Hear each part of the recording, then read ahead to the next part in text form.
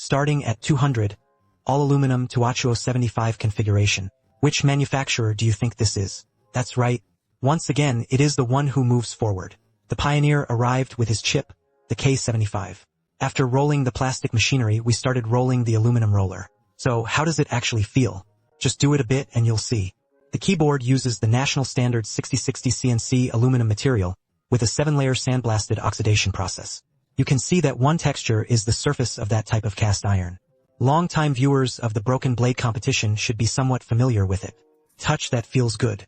The official claim is that the bumpy powder coating is even more impressive than ordinary Gene die powder coatings. Over 50% of the back is finished with the same sandblasting process. In the center is a logo, and above it is an acrylic mirror decoration. On the other side, there's a storage compartment on top, a Type-C port and a mode toggle switch.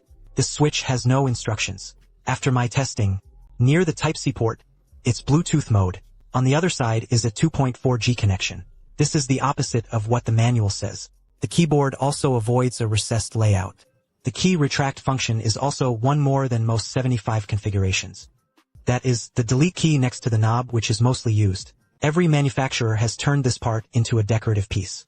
This also makes the F section of the K75 a bit more compact. How would you rate the overall layout and appearance? The chamfers around the electric plate are also very smooth.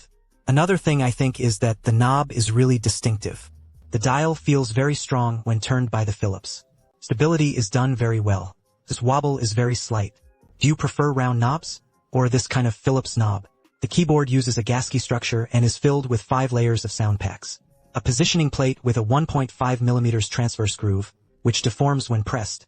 The control was really good. Mine has keycaps in meteorite gray, available in black, gray, and yellow. Original high-density two-tone accommodation PPT material keycaps. Feels very matte to the touch. The standard switch for meteorite gray is the Chunxiao Zhou, which has spring rebound and feels very responsive. And the Dao light pillar. Let's listen directly to the typing sound.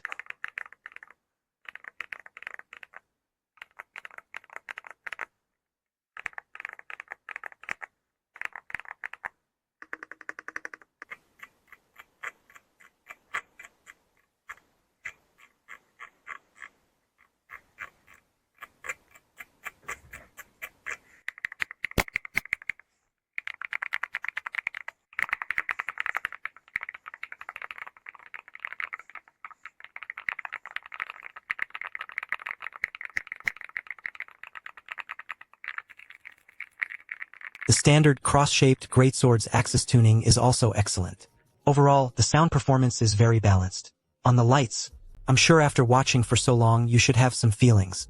How would you rate this lighting performance? All I can say is that the light guide column of the Chunxiao switch is truly top-notch. This keyboard was released around the 20th. There are 2 color options and 3 switches in total. If you don't like black sandblasting, you can choose a marble lime color scheme. There is no such uneven surface anymore.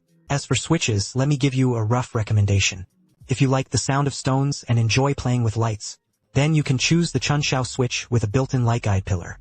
Its light transmission is especially good. Likes hi-fi typing sounds. You can choose the green switch. The palm axis still feels very hi-fi when pressed. If you're a gamer, you can simply choose a Bema shaft household spring. Its lying back is especially essential for handheld gaming. Overall, this Pioneer K75 starts the entire journey with a camel kickoff. Only a little over 200 yuan. Can you handle that? Pioneer, you really can compete. I guess this is the mechanical competition king of the 75th Brigade's leading camels in the second half of this year. That's all for this video. Thank you for watching. See you next time.